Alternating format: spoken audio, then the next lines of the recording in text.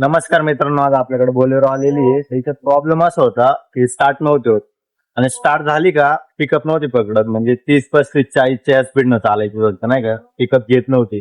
तर त्यासाठी ती दुसऱ्या गॅरेजवर काम झालेलं आहे तिचं. तर तिचं तिथं इंजेक्टरचं काम झालेलं आहे, त्यानंतर प्रेशर पंपचे बी काम झालेलं आहे. दोन्ही चेक झाले होते. तर एक इंजेक्टर फॉल्टी होता, तर तो रिपेअर केला आणि प्रेशर पंपचं दोन्ही ओके होते.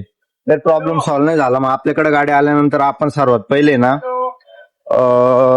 डिझेलचा प्रेशर चेक केला टाकीकडनं येणारा. तर इथून आपण चेक केल्यानंतर इथं आपल्याला कमी वाटला थोडा, पण आपला डाऊट गेला डिझेल फिल्टर, त्यामुळे आपण डायरेक्ट टाकीकडनं येणारा पाईप चेक केला, तर तिथं बी प्रेशर कमीच होता.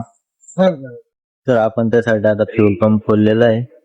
फ्यूल पंप आपण क्लीन वगैरे करून घेतलेला आहे. त्याचं मधलं फिल्टर होतं ते जाम होतं, डिझेल वगैरे काढून आपण टाकी बी साफ करायला दिलेली. तर आपण आता टाकी वगैरे साफ करून फिल्टर वगैरे लावून